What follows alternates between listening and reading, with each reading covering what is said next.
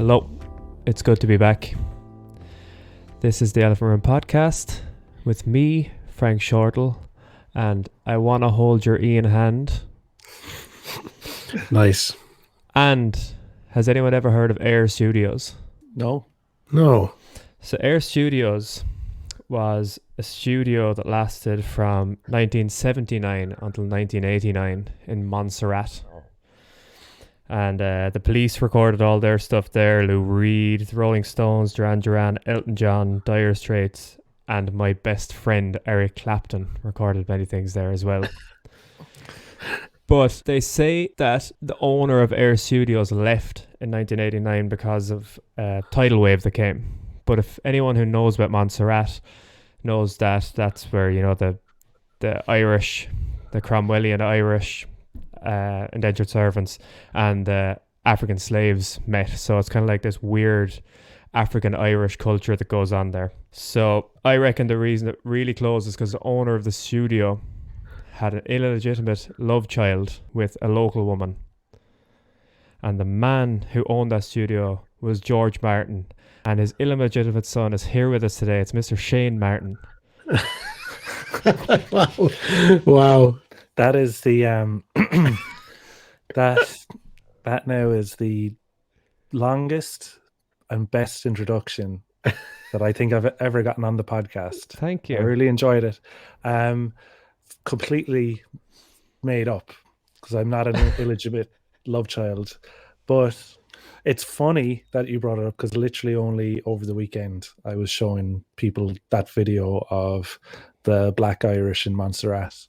And their last names are Sweeney's and O'Reilly's, and they kind of have a Cork Jamaican lilt. It's really... And you're telling me that story isn't true? Yeah.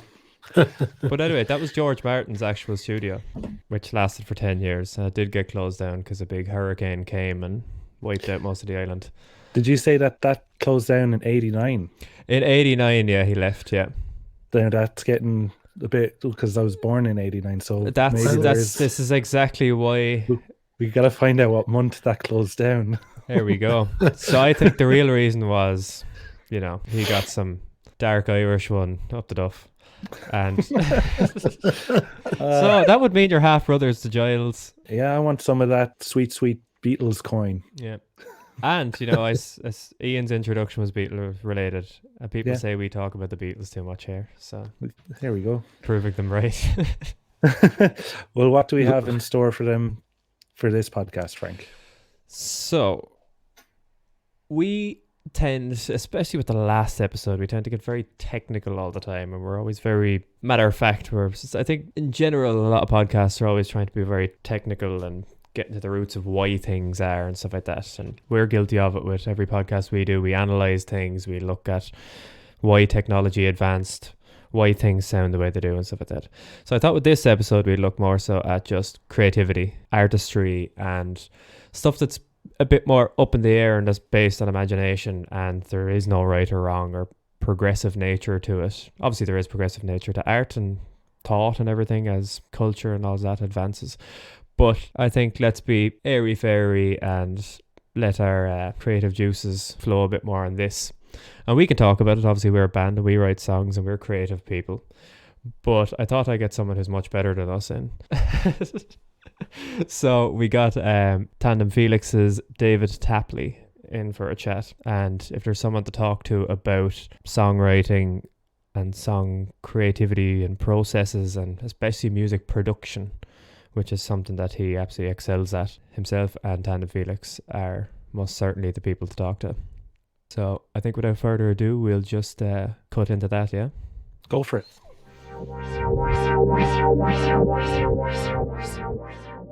Mr. David A. Tapley, how are you?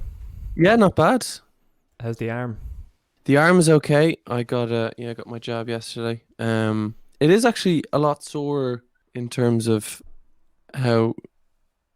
I didn't feel anything at the time, but my arm is actually sort of feels like it's bruised now, but isn't. Like I can't see any sort of, I can't even really see where the needle went in, but feels like someone hit me a dig. Did you get Pfizer? Yeah, I did. Yeah, out in City West. So we'll be going back again in 4 weeks time. But yeah, definitely felt pretty lethargic yesterday, and I tried to get out and get some vitamin D into me today to pep me up. So we'll see, we'll see how I am by the end of this. Yeah. Oh, at least it's getting done. That's all that matters, really. That's very true. Yeah. The end is in sight. Well, perhaps not, with all the cases going up. But anyway. It's still gonna. I feel like it's still gonna drag on for the rest of the year. But I guess getting some small liberties back feels like better than nothing anyway. Although I did enjoy like the outdoor summer that we kind of forged for ourselves last year. Went to the Phoenix Park a lot and did a lot of like picnicking and stuff. But I think everyone's pretty dying to get back into gigs and back into restaurants and stuff. Yeah. I do think, yeah, gigs is the big one. Like, once we can actually start going to just normal gigs again, that is when things are normal. Yeah. Well, I think I'm going to have a bit of PTSD for a long time, just with being in, say, places like Whelan's or small 100+ sort of cap venues. It's going to be a while before I'm going to feel like normal, standing sort of shoulder to shoulder with some random person I don't know. And not that I'm a Hypochondriac. hypochondriac. Yeah, Yes. don't know why that escaped my memory there, but not that I have any hypochondria, but I don't know. I'm still not used to big groups anyway. Just having sat on my arse for the last year and a half. It's so funny how something like you're so innately used to. I guess that's a tautology there, but like going to a gig or going to a pub, if you're told you can't do that because of a virus going around, and you don't do it for a year and a half, how quickly kind of the normality changes, and you start to think back, even looking back on pictures of being at festivals or going to gigs, you're like, Jesus Christ, it's so weird to see people gathered in groups. But that was the norm for the first 30 years of my life, and it's just the past year and a half that are first 28 years of my life in the last year and a half it's been has been different. But yeah, you quickly sort of reset your sort of compass on that sort of stuff, I guess. But hopefully I'm being overly worried now, and I'll take to it like a duck to water. But yeah, it's gonna take a while for it all to sort of feel like normal. So also, it's gonna take a while for people to to not talk about the pandemic as well. Like, like I was thinking a while ago, I wonder how, what's going to be the first date that there's no mention of COVID-19 or coronavirus or pandemic on the RT news. Like, what's going to be the first, it might not be for 2 or 3 years or something, but what's going to be the first day that every single news story just isn't about the pandemic? Because I think it's only going to be when that sort of stuff happens that people are going to be truly back to normal, because it's going to loom over us. I think it will happen so gradually. It won't even be like a momentous thing. That's true. Let's get down to music, I suppose. That's why we're both. Why not? The episode that we're doing is about just creativity and songwriting and stuff like that. I think, anyway, the importance of like production when you're recording. Yep. Back when I first heard Tweedledee, I think many moons ago. Yeah, did you release that in 2009? Something like that. Yeah, I think it's there is an upload date or a release date on the Bandcamp, but it's sort of a misnomer. I think it's actually just 9/9/09, 9th of September 2009. But that was just because I had to put something in. Right. But it was all out kind of beforehand on, was MySpace still happening in 2009? I can't really remember. But all that stuff was basically out there in a sort of non-official. Well, I mean, what does it have to take for it to be official? I guess it was on SoundCloud and on Bandcamp, and in a lot of cases, people were just circulating it on MP3 players or on, pre-Spotify. So people were still, people still had like libraries of music that they owned, and if they wanted to get something, they had to like go to a computer and get it. So it was circulating like among a lot of friends and stuff for a while, but yeah, then when sort of the idea of putting those songs together as a cohesive album, I guess it's something in 2009, although I can't really pinpoint a date to it. But yeah, ages ago anyway. Yeah, I think it's that's mad that it's 2000, because the first time I would have heard it would have been maybe 2011 or 12. Right. I remember I was going to. Do you remember Saucy Sundays in the Grand Social? I do remember there was that that wasn't no, it was the King Kong Club where they used to give out bananas Yeah, and they had the clapometer. and they had the clapometer and stuff, but and then there was the does Saucy Sundays have anything to do with food or am I That mixing was it up? Sunday roast. Sunday roast and they Yeah, gave out potatoes. potatoes or chips or I something? think Yeah. so. Yeah. Great idea. Yeah, my Yeah. two favorite things, music and eating. Saucy Sundays. Yeah, I think that's what it was called. I think that's where I first came across the name Tandem Felix anyway. And I remember I went and listened to Tweedledee, and then I think it was just yourself and maybe a cello player played at it. It was the Oh my Grand God. Social. Yeah. This is ringing a bell now. There was a period when I was kind of getting into string sections and I had been this might have been later in 2011 because I think it was around the time that I had scored all the music for our first EP, Popcorn, which was 2012 recording, released 2013. And I think, if I'm not mistaken, the cellist was a guy named Matt Rafter who played cello on that EP. I have like such a vague memory in the back of my head of this, though, that I can't like fully recall. Or was it Ronan? Did Ronan do it? Jeez, I can't remember. I'm gonna have to dig into the archive and see if I can find some photos of this. But yeah, Jesus, that's a gig I have completely forgotten about. But Oh, was that a you were there, so it must have happened. What say it again? was that a once off with the I think cellist? it must have been a once off. We did another show with a full octet. Well, actually a nonet, I think, on the day.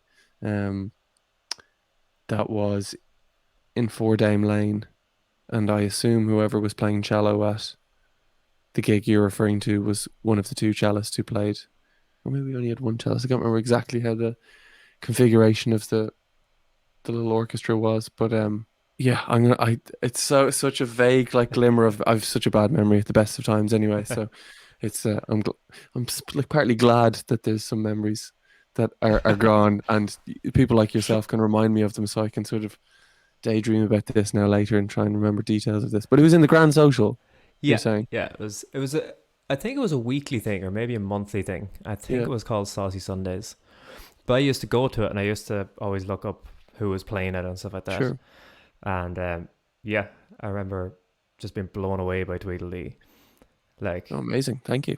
yeah, and just thinking, yeah, just I have to go to it this week. And then being slightly disappointed when it wasn't like a full band because I expected a full band. But then like being blown away by like how good the songs are with just Mm. like yourself and a cello. But Yeah, no, cheers. I think there was a lot of sort of around that time.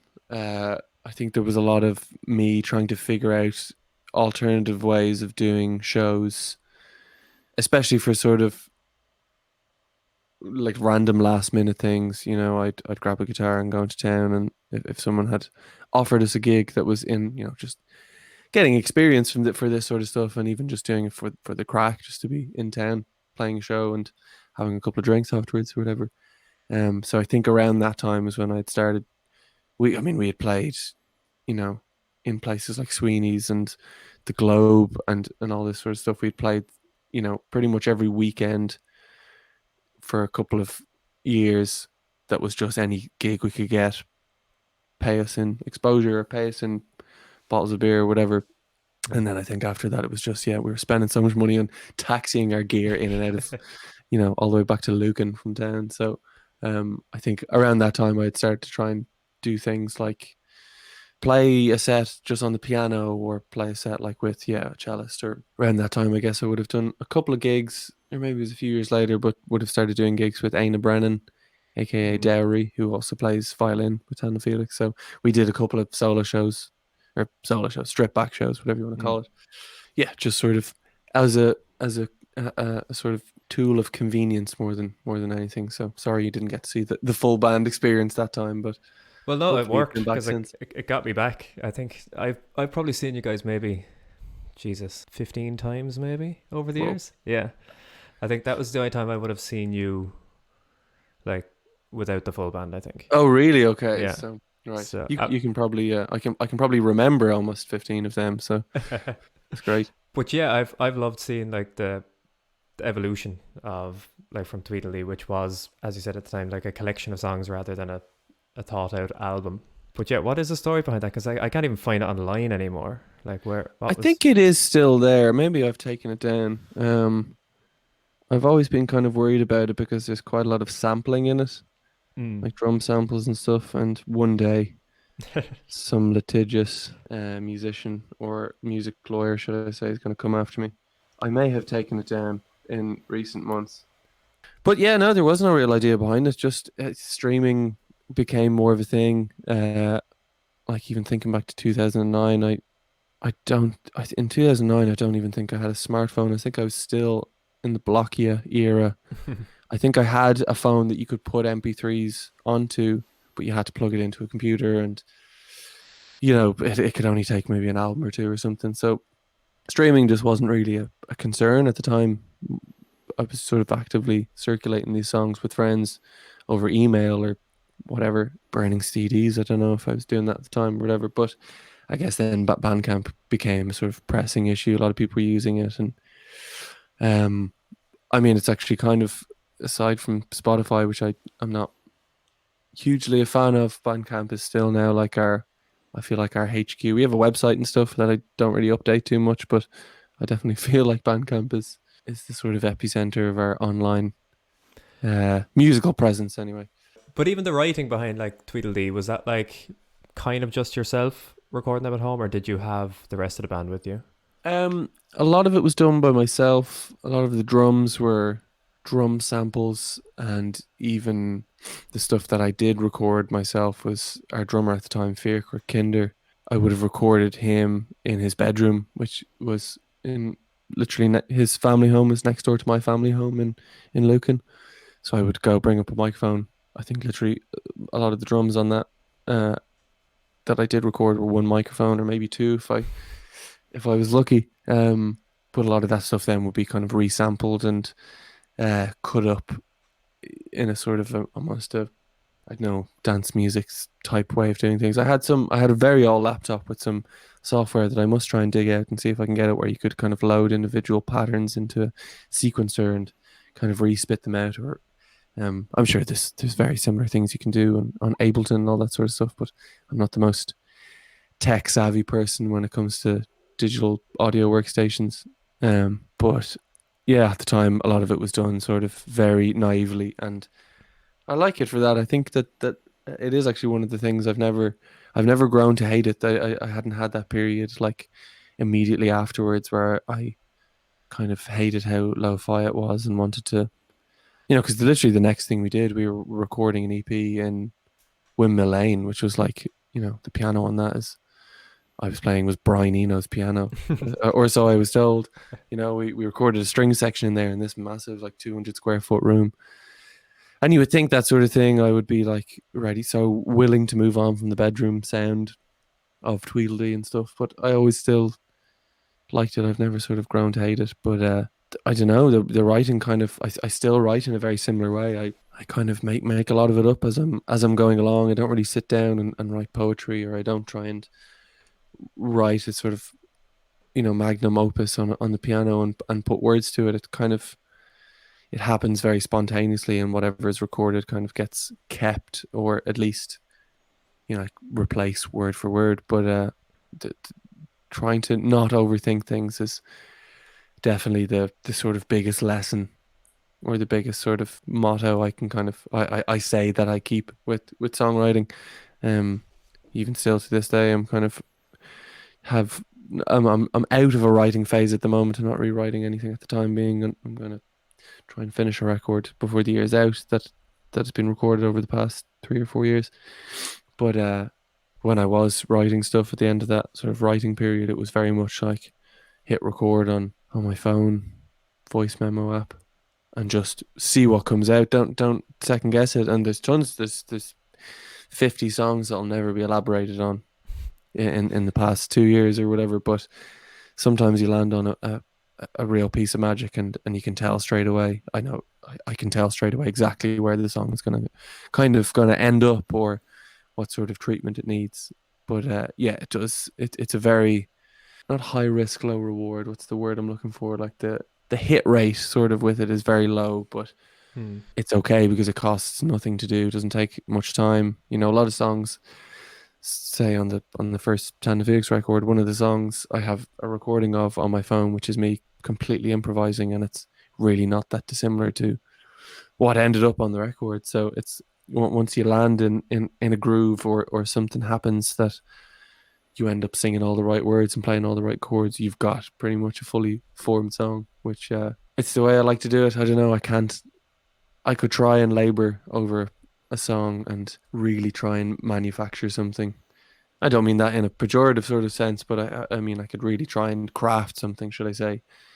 But I think I would just, given the opportunity to overthink things, I would end up hating it when I was listening back to it. So the only way I can prevent myself from hating one of my own songs is if I take, 4 minutes to write a 4-minute long song and leave it at that, aside from a couple of minor lyrical flubs if it doesn't come out the way it's supposed to. But it very much is sort of a stream of consciousness thing, if you want to put a literary term on it. That's really interesting, because what always drew me like immediately when I heard you guys, and now like every time you release something, it's the production quality. Like when you hear, like I know every time a Tandem Felix song comes out, that it's going to be just flawless and like really original.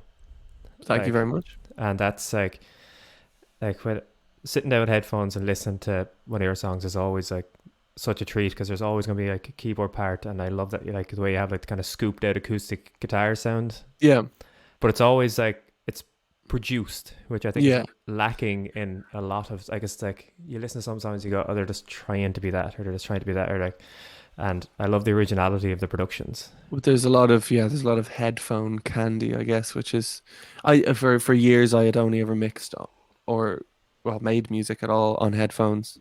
I never really liked listening back to music I was working on speakers. I don't know why. Maybe I never had the right speakers. Something I've completely changed that opinion now. But when you're making music purely on headphones and you pan something to the left or pan something to the right, it's so much more. It feels so much more extreme than when you're listening to it on speakers in a room that is going to reflect all over the place and kind of muddy everything up a little bit in a good way, maybe, I don't know. But so I've always sort of been into that, like little bits of headphone candy that are maybe only happen once off, or a guitar sounding a certain way that mightn't technically be right, but is sort of it's a sound that you can go for or something. I guess maybe there's such a rock music is in a very self-conscious space at the moment. I think it's I would define us as a rock band, if you want to put sort of very strict parameters or very broad parameters on it. I would still consider us to be like a rock band or whatever.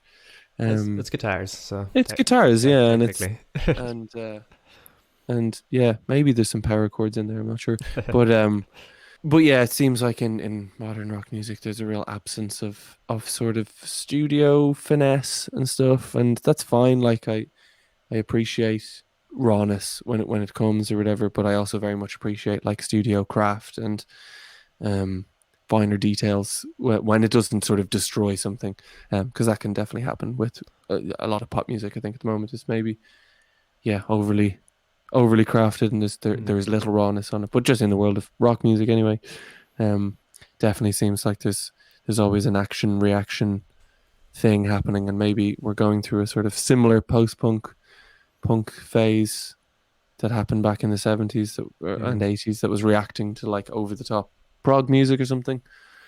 But like I love some prog music. I love stuff that goes there and is ambitious, and I think it's possible to make raw lo-fi simple music but have it be interesting. At the moment I don't hear a lot of it, to be perfectly honest. That's not casting shade. I just nothing's really jumped out at me that isn't either on the extremely elaborate and like really well crafted side of things, like the maybe the Black Midi stuff and the kind of groups adjacent to them, and then stuff that's sort of just a little bit undercooked, maybe is the only way to say it. And I won't give examples of bands I'm referring to there, but Yeah, well, I think you guys hit a perfect kind of symmetry with when you initially listen to it. It is, as you said, a 4 minute song. Like it is what you wrote that day on your Yeah. phone, and it is like always catchy. Like the first time I heard like "So My Soul,"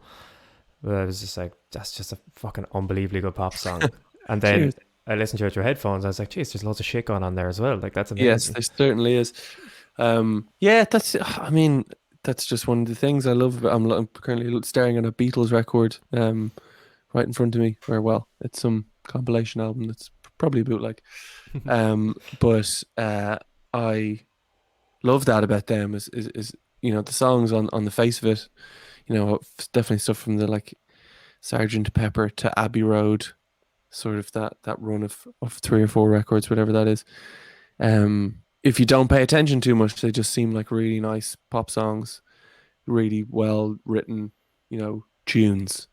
But then you stick on a pair of headphones and listen to some, like With a Little Help from My Friends or something, which is like the most bog basic, just really cheerful, well written pop song there is. But when you stick on headphones, there's like loads of mad shit going on, and that's maybe George Martin, and that's maybe just being in the 60s and the Beatles starting to smoke reefer or whatever. You can do the two things at once. You can have a simple catchy pop song, but also make it like psychedelic and interesting and kind of go to weird places. You can definitely do the two things, and that's kind of what I always try to do. Even in kind of more recent years, I've been veering, I guess, still obviously in the rock pantheon or whatever, but I've definitely been putting a lot of sort of country influences to good use, or whatever, however you want to word that. But it's still possible to make like really interesting psychedelic country music. There's tons of people like that, like Carl Blau or Sturgill Simpson, or even going back to like the kind of more country inflected Dylan or Neil Young albums. There's definitely like weird stuff going on there that it's not just like Willie Nelson or George Jones or something. There's always a bit of weirdness to be kind of wrung out of that detail, I think, and you have to do it. I have to always kind of strive for that sort of level, because there's people like you listen to it with a keen ear and want to be sort of rewarded for listening to it 10 times or whatever. There's plenty of people who only want to hear it once and will never listen to it again, and that's fine. More power to you. But I think that's I where the don't know. good song comes out. If you're only listening to it once, they've just listened to a good song. If you listen to it You're- 10 times, you've listened to a hell of a production. So Absolutely, you're the probably work does right matter.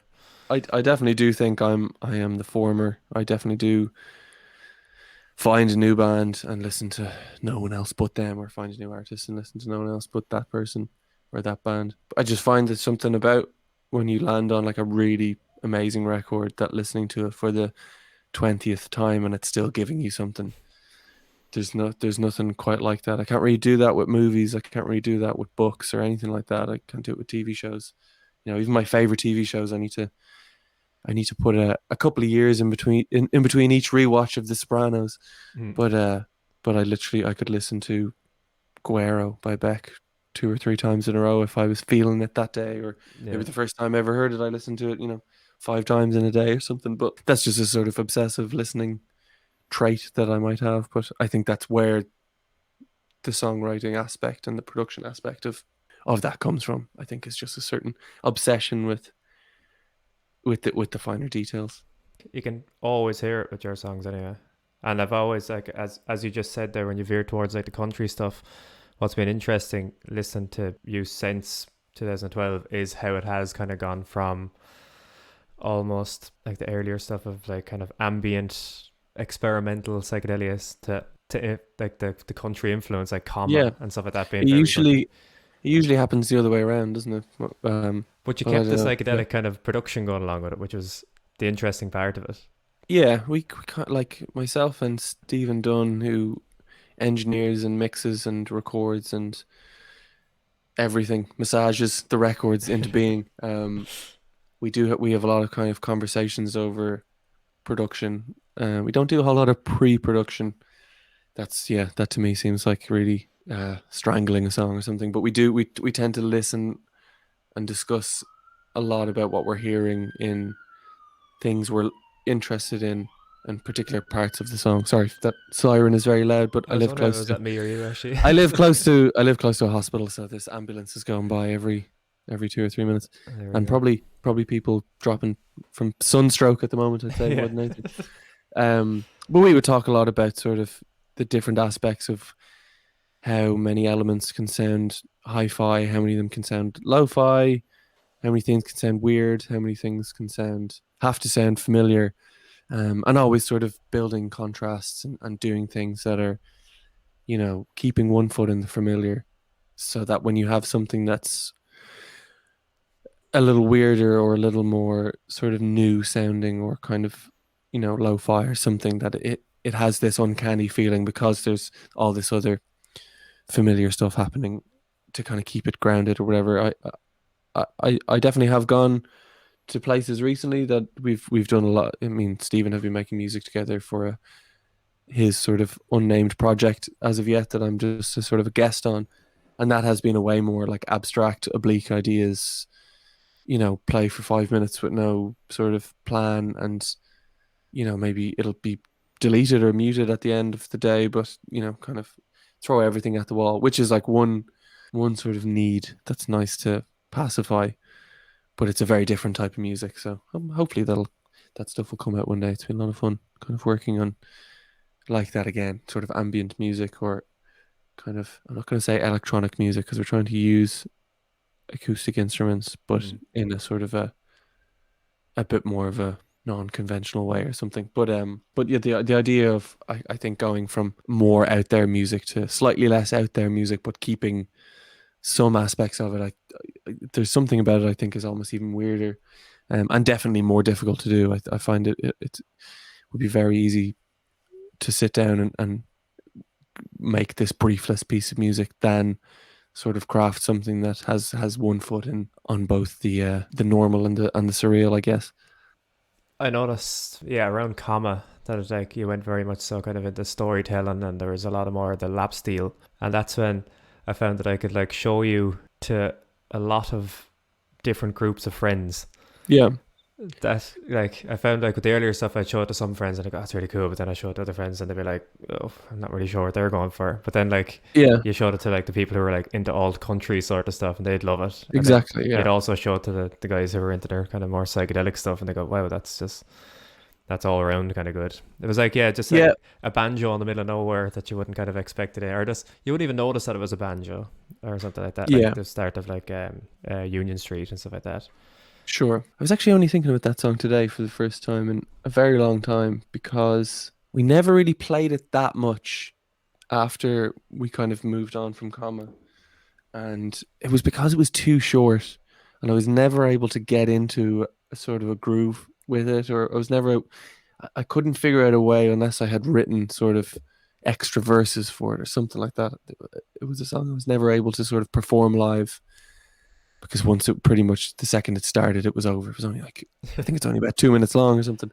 But I was only thinking of it today because there's a song that's potentially going to be on the next Tandem Felix record that has a similar chord progression, and I'm like wonder if I could tack Union Street Blues onto the end of that and it'd be like a little medley or something. But anyway, yeah, I just hadn't thought about that song in ages. But yeah, like something for everyone. I think if you like we were saying, if it is music that I think you could throw on in the middle of a dinner party and people can ignore, which is fine. I love that.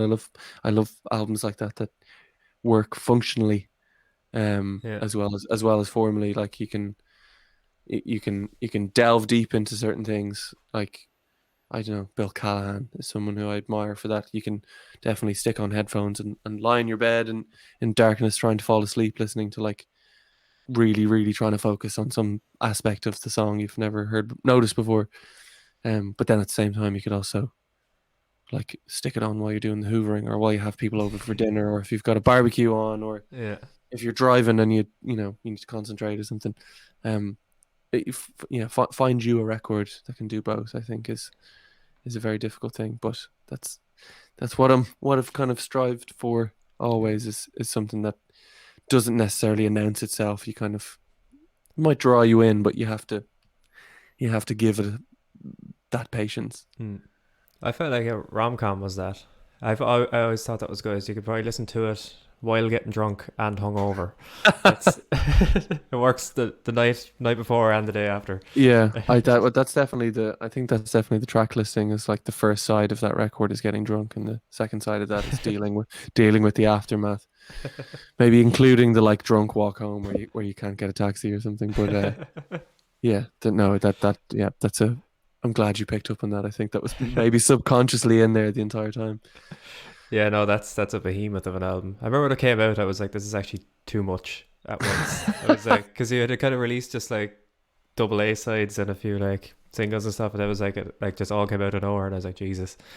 And I actually But missed a lot of songs because of that. I was like, that's one of the things I've always regretted not starting to put out albums sooner because I'm 30 now and I feel like I've put out a lot of music but only one long player, and that was always something that like I found it difficult to get into bands myself, even locally, you know, unless they had a full piece of work out, be it an album or, well, I guess an album is the only thing I can really think of, but like I needed some sort of like hour long thing of music or between 40 and 60 minute thing of music to listen to. Otherwise I found it difficult to just sort of get a band's or an artist's buzz, buy a couple of singles and buy an EP. Like I think there's still so much validity in the format of the LP that whether you print it on vinyl or CD or cassette tape or just put it on Spotify, it doesn't really matter. But just that like 40-minute thing of being able to have a beginning, middle, and end. I don't think you can do that with singles, or I don't think you can do that with an EP, even really, even if it's a long EP. There's something about the length of an album that is just enough at its shortest is just enough to kind of give you a full idea of what a band is going for at a specific time.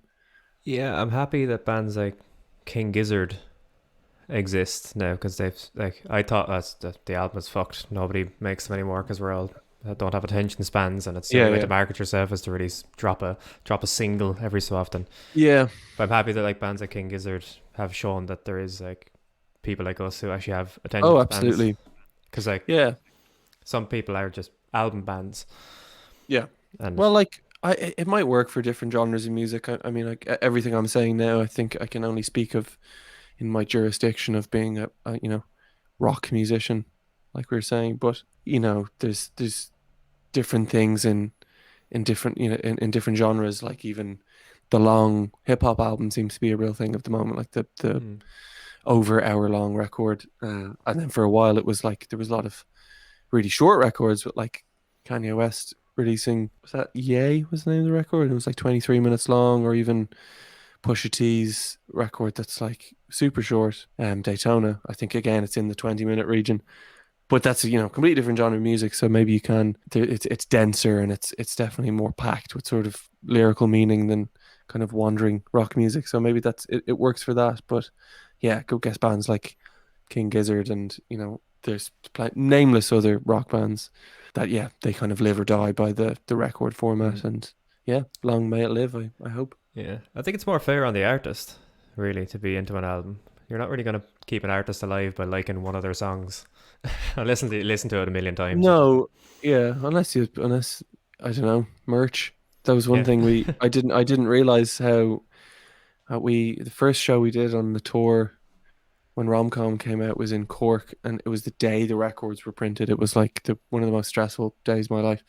But we had to drive to the record plant in Dublin and pick up a box of records to bring down. And they hadn't even got the full batch done. They'd only got about 50 out of the 400 records or whatever it was we got printed. So I was like, that should be fine. 50 records should be fine for tonight. And then we turned up, played a gig in Cork, and sold one record, which is the first ever like album we've ever put out on 12-inch, and it looks amazing. And it was the first day it was available for purchase and all that. We sold one record and about 12 t-shirts, and I was like, t-shirts? Who would have thought this? Like, that's all these years. T-shirts and tote bags and beer mats and stuff like that. As much as people love collecting vinyl at the moment, and it definitely is going through a golden age again, I could not believe how many people bought. I would have tried to put a lot more thought into doing merchandise if I had realized this. But yeah, that's how you keep, for listeners out there, you don't have a record player, Pretty much every band has cottoned onto this before me. So go buy some t-shirts and some tote bags and sweaters and I think they're just details. they don't break, so they're easier to bring around with you if you have too many pints. I wonder. Yeah, that's why the tote bags were the idea as well. Of people saying they didn't want to carry a record around them all night. You'd say, well, add an extra tenner onto that subtotal, and you got yourself a bag to carry it around in. And that works to some success. But yeah, no, definitely I can understand why people just want to. Like maybe that's cassette culture as well. Maybe cassette culture is coming back because you can literally throw it in your rucksack or your handbag, and it can kind of get beaten up. It doesn't need to. You don't need to worry about it getting warped like you would with a vinyl LP.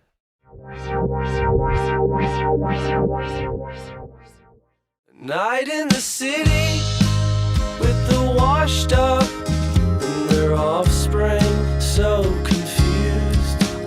In the upstairs, tied to the nightclub by the laces of my boots. I'm with a friend now, and he's hung up by fallopian tubes of toothpaste, and the scoreboard is showing me the news.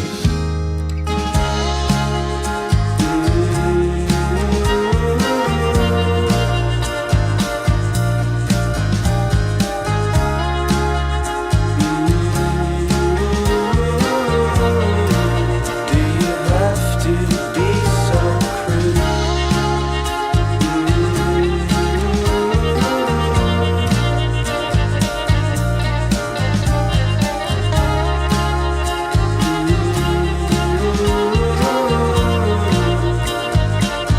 Another night at the city, the capital coughed up, and the tourist in me cheers for the weeknight and the stage fright of queuing to get my beers.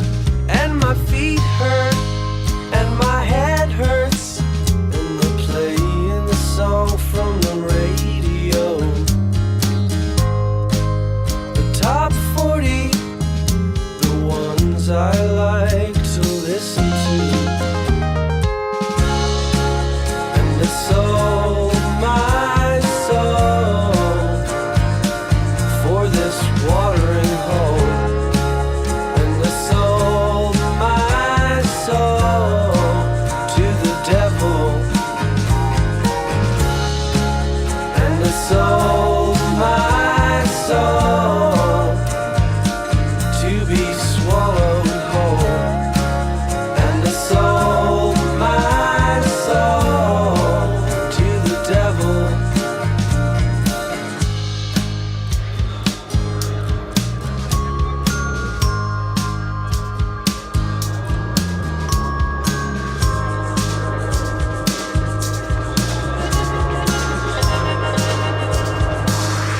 Tuesday night in the city, swimming in Corsadil, enough to drown a horse. I can't leave here, even if I wanted to. I gotta let this run its course. I don't tell you how to raise your kids.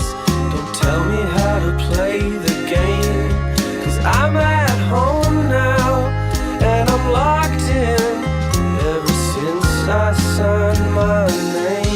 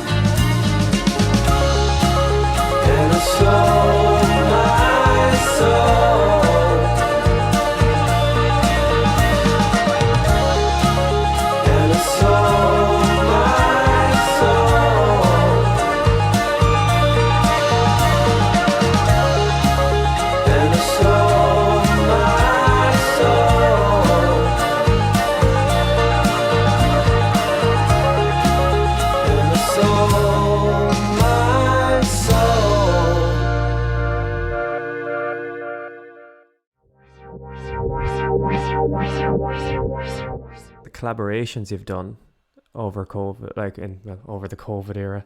The Over- COVID. Yeah, over the COVID. Like working with villagers, Dahi, and the one I really wanted to ask you about was the Henry Prune video. Oh yes, yeah, 'Cause yeah. that was like, how did you do that? Like, it looks so surreal. That So the Henry Prune video is an interesting one. That's a guy I had never met before, Mackie, had just contacted me, or I think had maybe asked the guys who were producing that video for him if they knew anyone who could sing backing vocals. So they got on to me because the idea for that video was that it was going to be shot in this cave on White Rock Beach in Killiney. And I had previously been in that cave with those two guys shooting the music video for Oil Money. Yeah. And it's very scary to get into that cave. You have to lie flat on your belly in like wet sand, dirt, rock sort of pool, terrain. And you have to go through, the way it was described to me is the best way I can describe it, is that it's like the width or the surface area of the cross section of a car window, if you were to climb out of a car window, but for about 12 feet. So to get into this cave with all of the equipment, like 400 fairy lights, this omnichord that's worth like 500 quid, all the microphones, all the cables, all the camera equipment and stuff. So they contacted me because they knew I would be not terrified. I'm not great with enclosed spaces. I'd say if I got locked in a lift, I'd know all about it. But just the inside of this cave is so magnificent that I've been spoiled by its beauty in the past. So they obviously thought I'd be just the man to get in. So that was it. They just asked me to do it and sing backing vocals with Mackie on one of his tracks. First track he's ever put out, it seems. And yeah, it was all shot in one take. We did a couple of takes of it, had a couple of flubs and a couple of technical issues, but got it on maybe the fourth try. And then the tide was starting to rise, and when it would get to high tide, it would come in the cave. So we literally had to pack up and run like as fast as possible out of this cave. That's all I was thinking the whole way through. I was like, how'd they get time to light all these candles without the tide coming in? Yeah, well, the guys who were filming it, Roar and Sherry, Kieran Sheridan, they got there an hour or two before us and did all that. That Charlie work, but it's surreal. It looks very nice. I'm very happy with how it turned out, and I hope Mackie is as well, because he's got some amazing tunes to come out, and maybe collaborating with him again. We'll see. Yeah, your voices work really well together.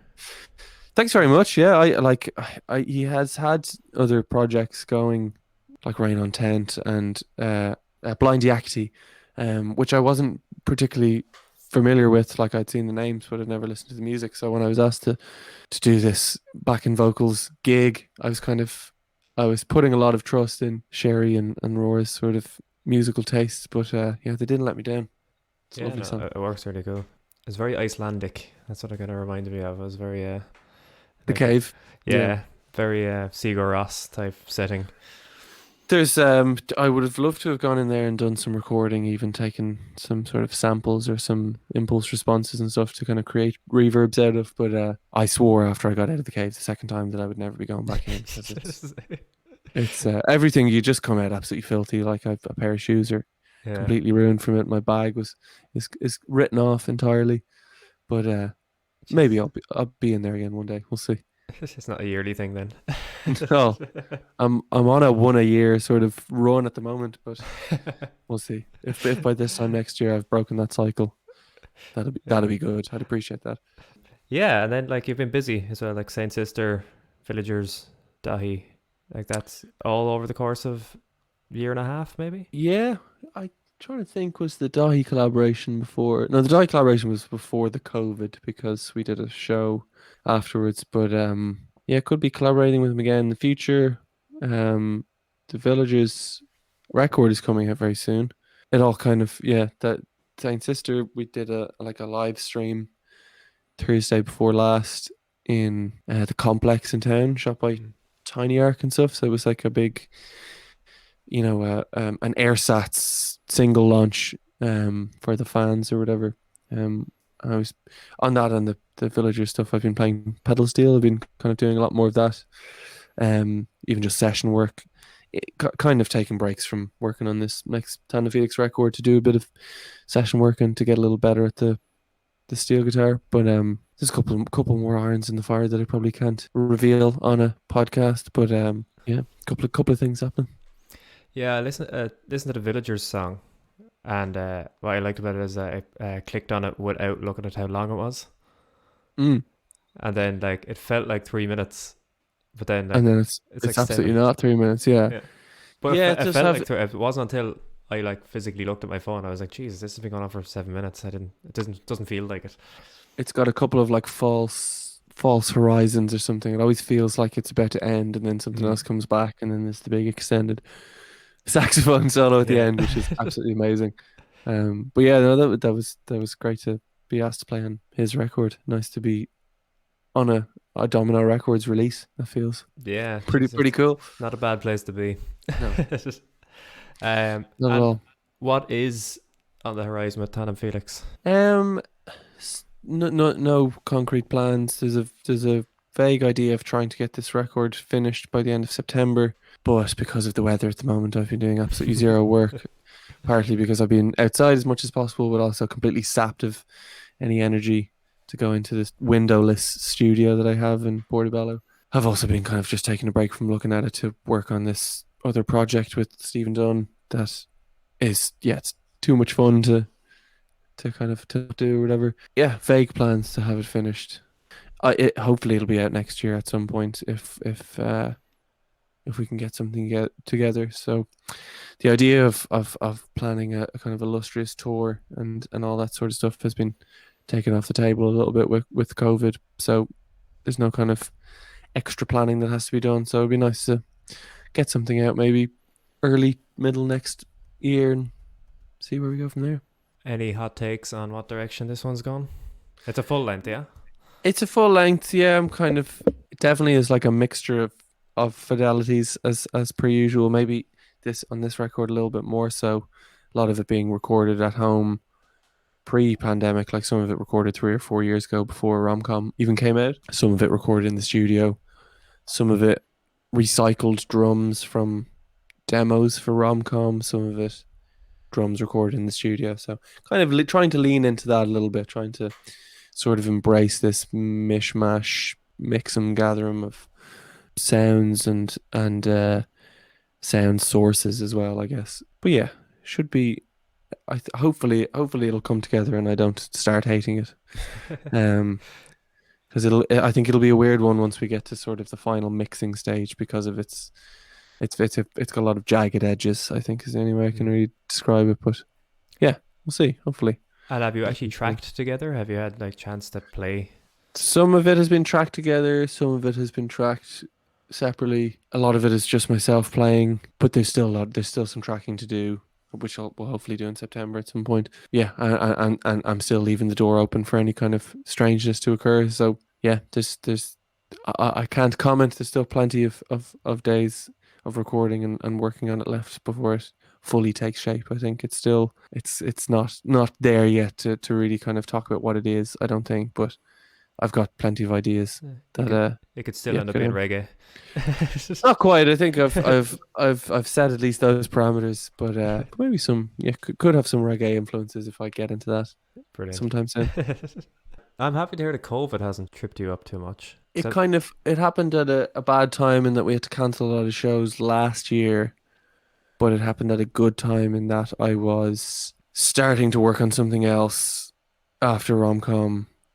You know, if it had happened maybe a couple of months earlier, it would have really caught me in a bind, or even if it had happened a couple of months later. Well, if it had happened a couple of months later, I would have maybe got to play those shows and properly tour Rom-Com like we wanted to, but yeah, it's hard to say what would have happened either way. But yeah, I definitely tried to be as productive as possible. Now with limiting success, I could have done a lot more, but it's difficult to beat yourself up, or I don't want to beat myself up over these things. I've spoken to a lot of like even just friends who write and record music and stuff, and even myself.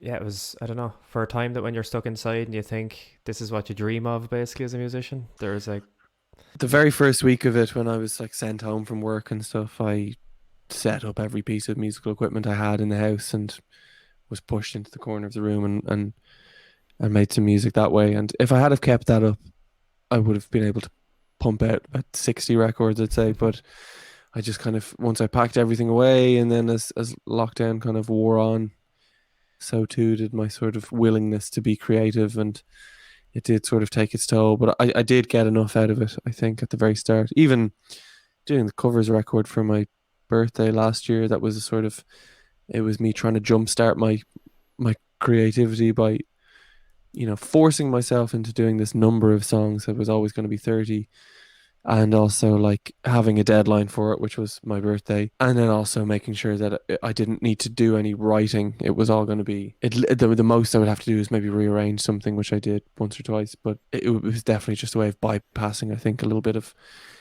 creative malaise to just keep recording. And I got really good at guitar as well. Like I hadn't played that much guitar in my entire life, I don't think. So I definitely like picked up a few tricks, and I've actually haven't even played guitar nearly as much since. So I must try and do 31 covers maybe this summer. Yeah, do that for the rest of your life, maybe.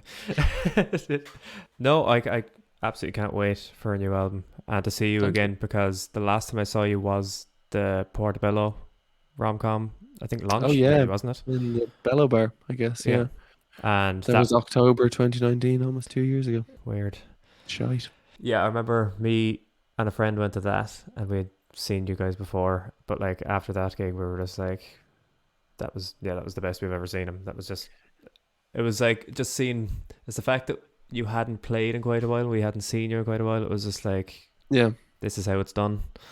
I was like, oh, thank you very much. It was definitely like a thing I like doing when we're touring, is to always put the Dublin show at the end, because it's going to be the best attended, and it's also like it came after, you know, playing 4 shows around Ireland, and we were just a little bit more, I don't know, in the pocket or something like that. We were definitely kind of well limbered up by that point. So yeah, that was a really fun show, and it was definitely very more together than launch shows. I always find to be a bit disappointing. I always seem to psych myself out too much, and they never go as well as I'd like them to. But that was a really, really fun show, and yeah, glad you were there to see it.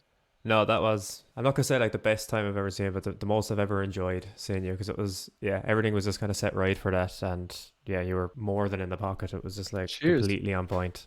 And thanks very much, man. Yeah, but I remember like my friend who's like obsessed with your music turned to me and was just like, that's how it's done, because we like would go to gigs a lot at that time. We were like constantly going to either local bands or like, I think we saw Mac DeMarco like a few weeks before that, perhaps. Yeah, and we were just like, that's how it's done.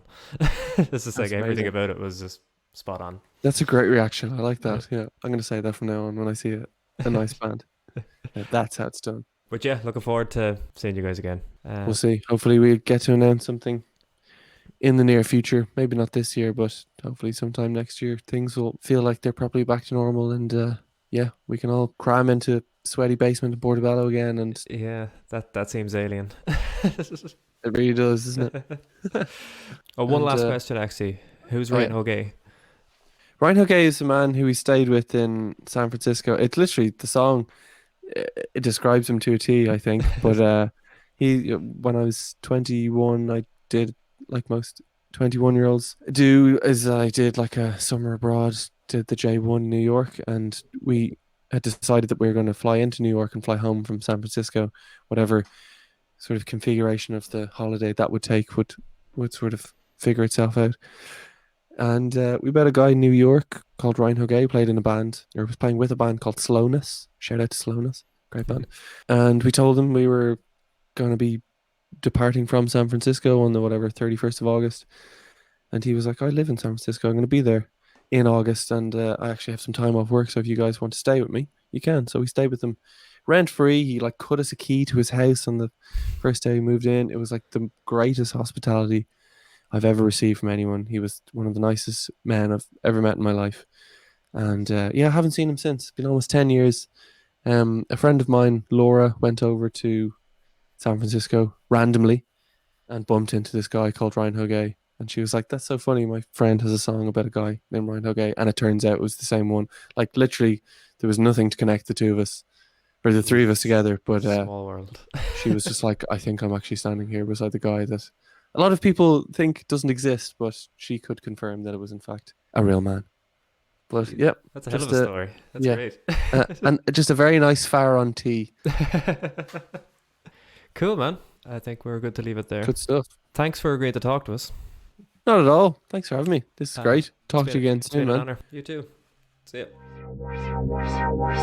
Great record. Excellent album. We learned a lot from Great it. record.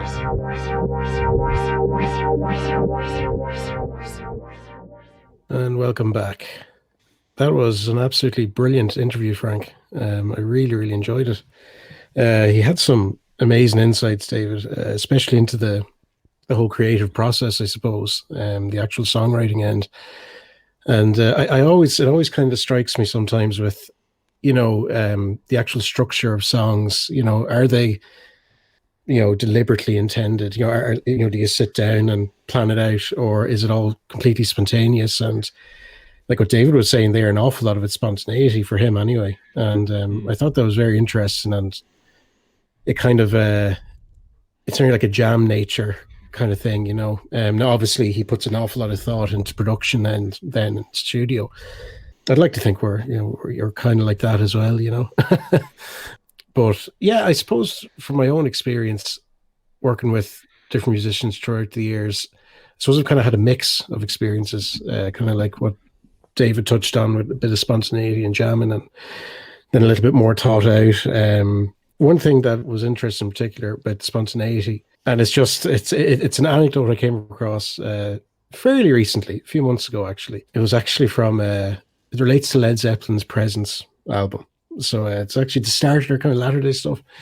But the reason why I'm touching on this is that JPJ, he wrote a few songs, obviously, some of the big ones like No Quarter and that, But his process was very interesting in terms of, he was an instrumentalist really through and through. He never really gave a damn about lyrics. And I think that reflected in his background. I mean, he was a master organist in his teens, But there was this song anyway that he wrote for Presence, and it was kind of just an instrumental piece, a piano piece.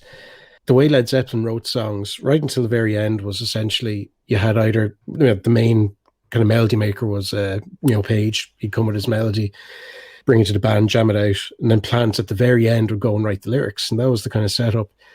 And with this song in particular, it only ever had a working title. It's called 10 Ribs and All. And it purely relates to a meal they had in a restaurant during the sessions. There's no actual title at all. But anyway, what I'm getting at is JPJ's process was purely instrumental, and the lads were like, we're going to have to put lyrics to this, just to finish it off. And he got quite irate, apparently, according to the anecdote, that he wanted no lyrics at all to this. Just wanted to be purely instrumental. There's kind of two conflicting stories then, that Plant goes off and writes lyrics and he doesn't have them done on time. And the other story is that JPJ pleaded with Plant not to put lyrics, and he actually gave him one of his Rolls Royces to stop him from writing lyrics. But anyway, kind of reading between the lines, I think Jimmy Page wasn't too happy with it just being instrumental.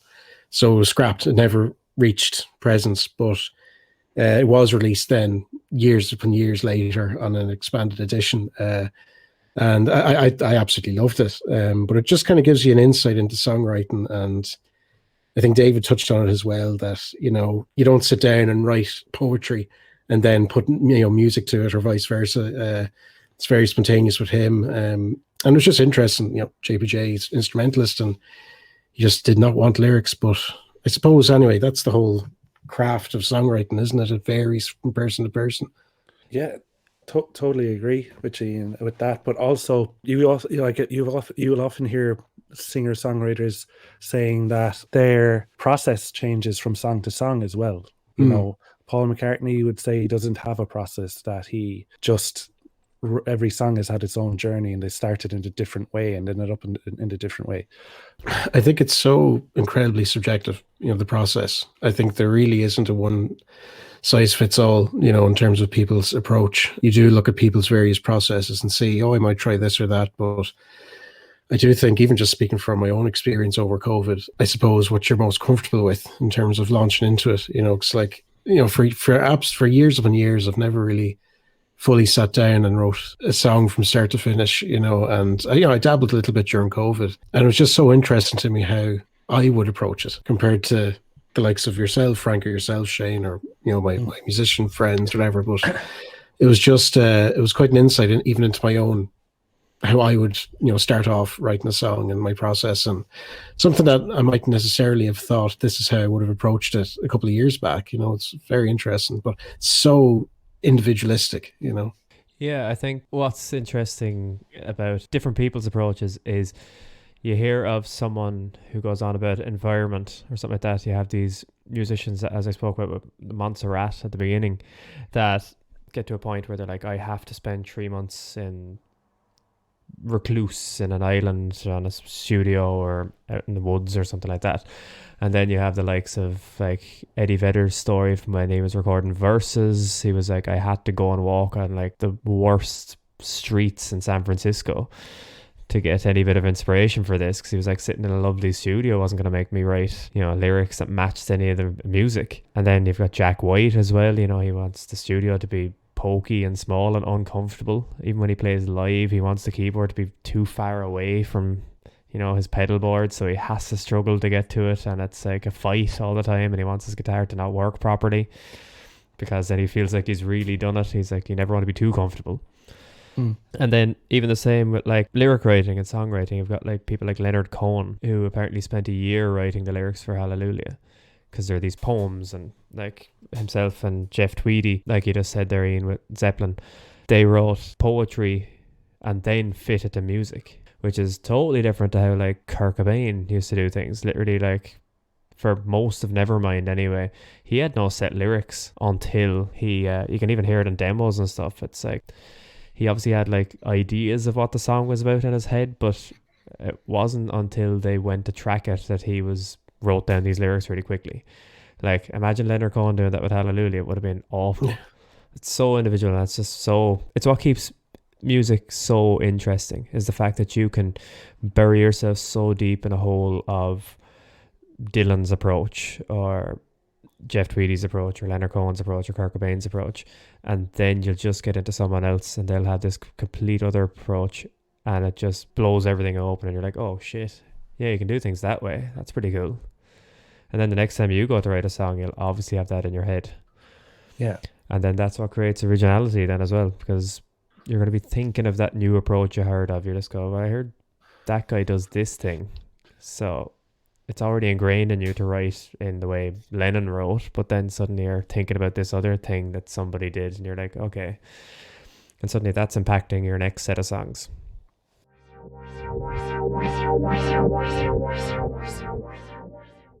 The Elephant Room recommends.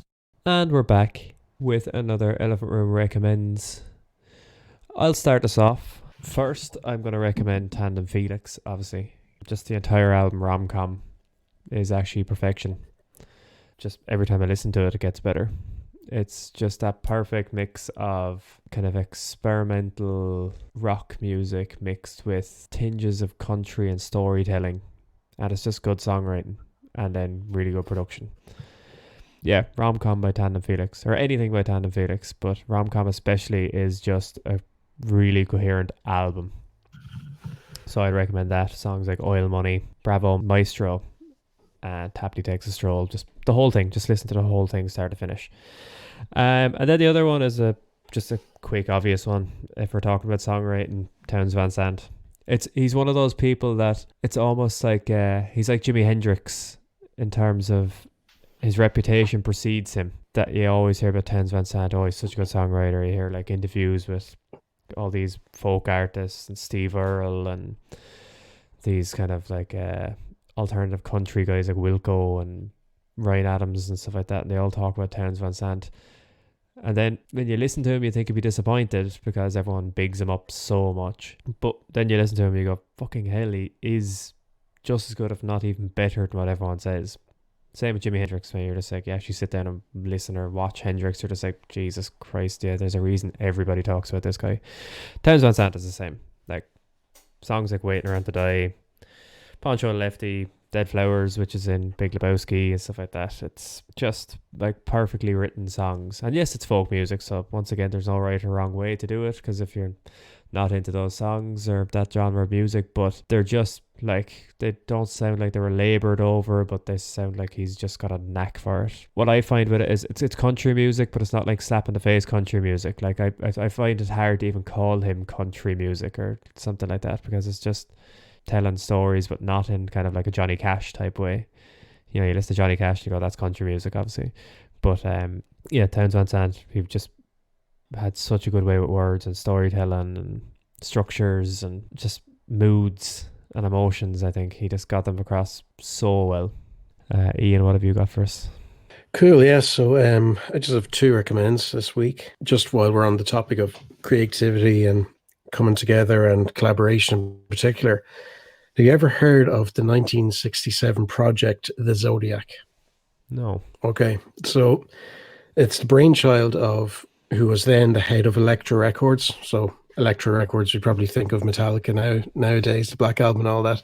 But it was actually around since 1950. But anyway, 1967, the head of Elektra Records, Jack Holtzman was his name.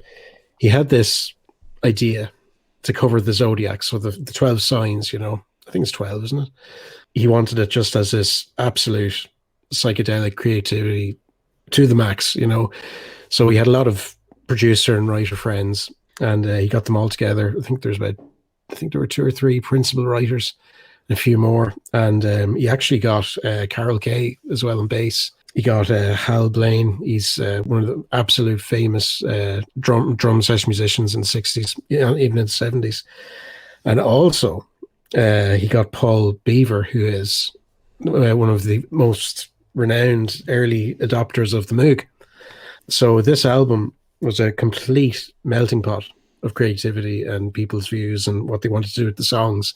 There was an overarching kind of writer there, all right, but the session musicians themselves were given a lot of input, and the result is just phenomenal. It's also just, I had to throw a fact in here about the Moog, you know. It's the first recording of the Moog from the west coast of the US. Okay. So it's Los Angeles. Los Angeles, yeah. So it's the first time the Moog was used in a studio in the West Coast, Los Angeles. So that's an interesting one. But anyway, unbelievable. And there's narration throughout. They actually got a folk artist, Cyrus Frere is his name, and he narrates it. It's just fantastic. But there's actually an instruction on the sleeve. It's must be played in the dark. And all I can say, I did that, and all I can say, Frank, do you know it's probably one of my most used GIFs. You know the video from the Square, Back to Marco? Yeah.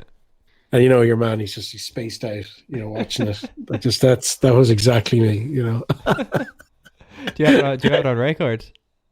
No, but I am getting it. Absolutely, I will. But I know it's on Spotify. But yeah, that was my first, and just my second recommends. Of course, I can't let this massive release go by without mentioning it. It's actually their debut album, believe it or not, and the band is By Curious. Unbelievable Irish and French duo based in Dublin. Their debut album, Reconstructed, was released on the 30th of July, last Friday, as we're recording this, but the 30th of July. Believe it or not, it was actually a series of EPs before that, which I didn't really cop. And there was that gig in 2017 that I was definitely there and I saw it. I think I was with you, Frank. I'm not 100% sure. You know, my memory is so... I don't know what, like, it's terrible. It's the old age, but I just remember being absolutely spellbound watching them live, and unbelievable. And for a while, you know, there wasn't much activity from them. I think 1 or 2 songs, but this is just a phenomenal album. I've been listening to it constantly since last Friday morning. Obviously, it's very loud and it's proper straight up experimental kind of rock, but also there's a lot of kind of metal influence in there as well. The intro is just it sets it up so well, and you have the most recent single from it. God, now I hope I pronounced it right. Is it Palapalapa? I think. That's what I think. Yeah, yeah. Great tune, like real balls to the wall, you know. But no, the whole album is just fantastic. Highly recommended. Shane, what do you got for us? My musical recommendation this podcast is funny because it was also released on July 30th. No, it's the fifth studio album released by the band Torres. I hope I'm saying that right. It's Torres. Torres. It's called Thirstier. And it's just a really catchy album with some really interesting production. Some songs like will go from heavy. The best example is the first song off it, "Are You Sleepwalking," where you think it's going to be one thing of this heavy guitar based, and then the verses are all synths and drum machine, and it just flips on a coin. Like it just flips from one thing to another seamlessly. Like on paper you would think it doesn't work, but it really works. So it's definitely a nice eclectic blend of different genres coming out from a band that primarily is guitar based. So it's really cool. Highly recommend that.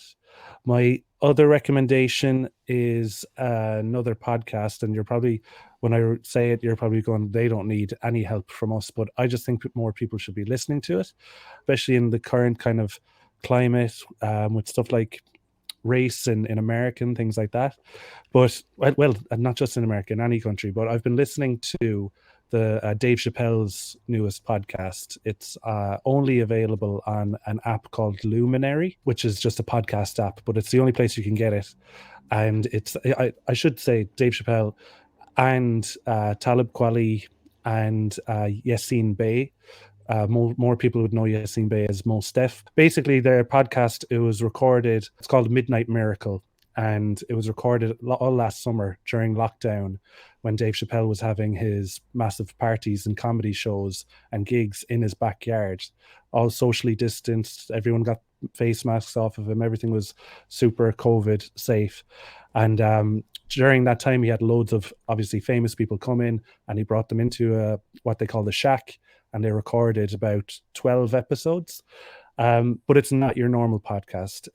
Everyone, probably the most famous out of them is Dave Chappelle, who's a comedian, obviously.